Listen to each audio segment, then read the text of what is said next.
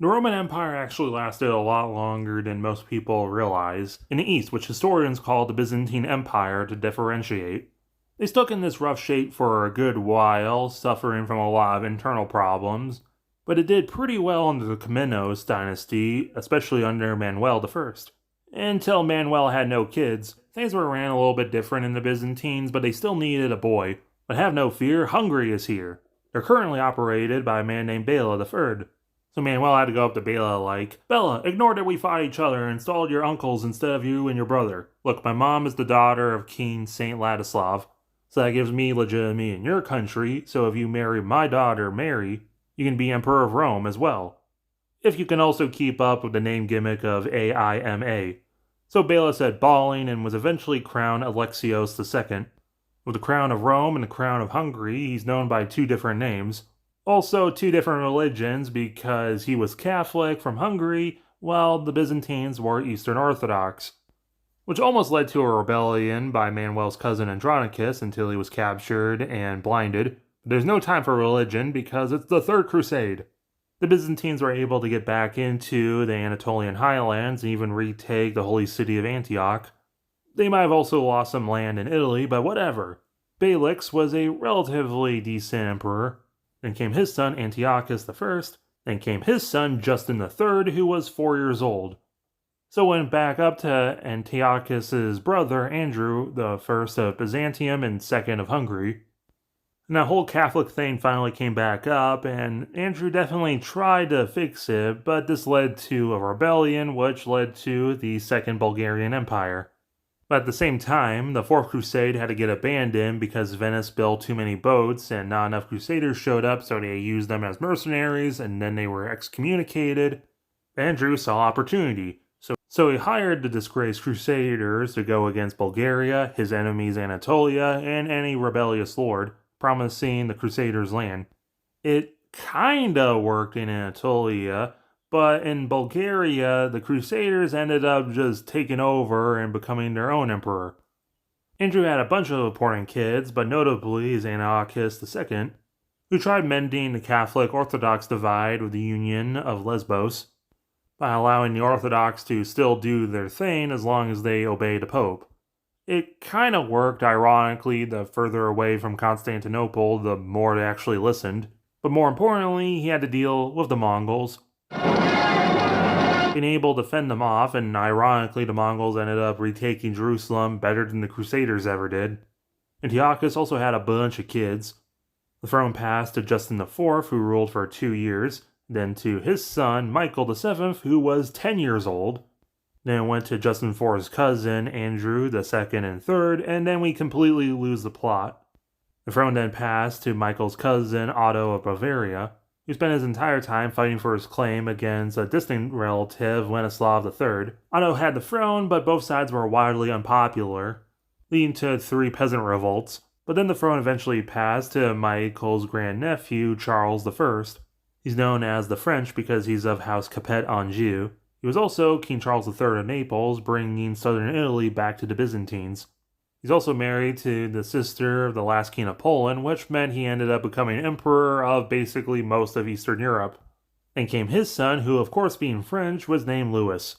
He was known as Louis the Great because he did some great things like lowered the nobles' power, increased religious freedom to the Orthodox who didn't convert to Greek Catholic, defeated the armies of Venice, expanded the Byzantines into the Levant, retaking Jerusalem, officially merged the crowns of Hungary and the Byzantines so they're no longer governed separate. He also competed over Sicily with Aragon. But also he had no sons, so the throne passed to his cousin Charles, who also had no kids, so we go back and remember that Louis had 3 daughters, conveniently for all 3 titles.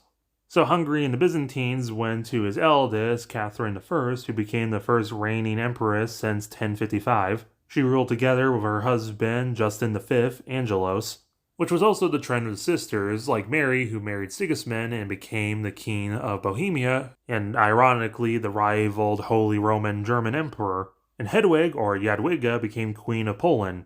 The sisters didn't have any kids, but Catherine did, Alexios III, known as the Egyptian, because he became the first Roman emperor since the Arab invasion to retake Egypt. But his two sons, Justin was assassinated before him and Isaac died young, so the throne passed to his daughter Irene II, who was very young and married someone way older than her, John Hayati, who was a popular general in the Egyptian campaign, known as John III, but he died only a little bit after. So Irene had to get betrothed to John's son, Matthias Corvinus, or Matthew the Raven, who was another popular general. They had Alexios IV, and then his son, Antiochus III, and then the same situation happened. Thanks to disease, his son Justin died young, so it went to Irene, a different one, the third, who married a different John IV of Basileia, the Prince of Transylvania.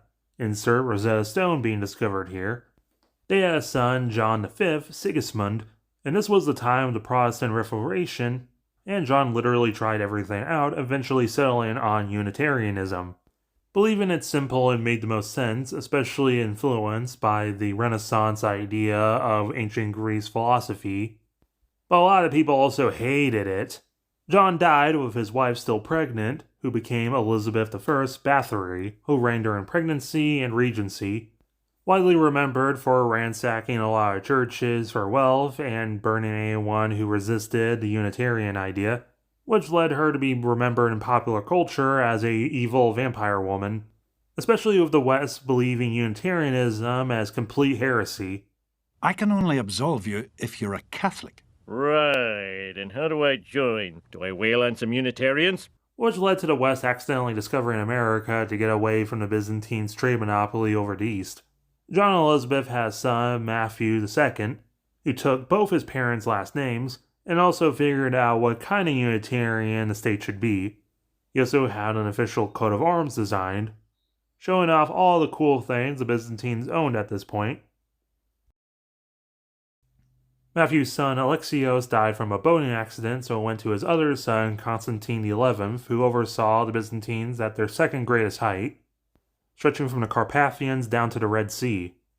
A lot of their success was due to not discriminating against people of different faiths, allowing all citizens to study freely. The Byzantines also went back to the old tradition of fighting constant wars with Persia, and competed over the Black Sea with the rising Orthodox power of Russia.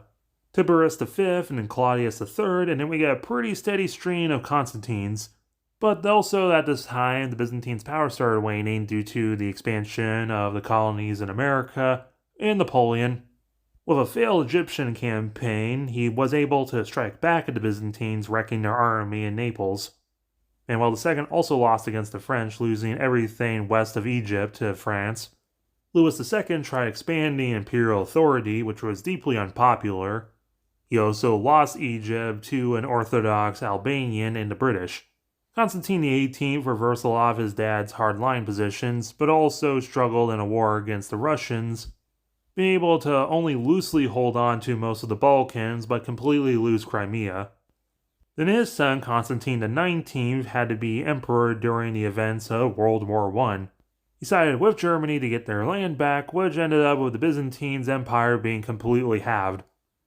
His son, Constantine XX, realized they messed up, so appointed the first prime minister, Joshua Hellas, to pull the Byzantines into the modern age, kicking and screaming, officially accepting being called the Byzantine Empire or Byzantium or just Greece. During World War II, they tried to remain neutral, which led to most of European Greece getting occupied, and was actually liberated by communist forces. From Constantine, we go past his son Louis, who was a German collaborator, to his eccentric son Michael VIII, who was emperor during a very short communist uprising and the modernization of Greece, entering into the Cold War with the Byzantine missile crisis. Then came his son, Constantine XXI, who was very paranoid of Y2K, so resigned the throne and lived on a Mediterranean island for 5 years. Then came his son, Constantine XXII, who died during a bad surgery accident. Then came his brother, Basil III, the current emperor. He's got 4 kids, and if all things go right, it'll either be Justin III, Catherine II, Tiberius VI, or Olympia. Connie and Basil also had a brother named Louis, who was in jail for a failed assassination attempt. Connie 21 is still alive and lives in Dubai, and Michael VIII has another brother named Constantine who married the Queen of England. And despite being in his early 70s, he has a 19-year-old son also named Basil. Today, the Byzantine Empire, or Byzantium, or just Greece, is a Eurasian constitutional monarchy. Capital and largest city is Constantinople.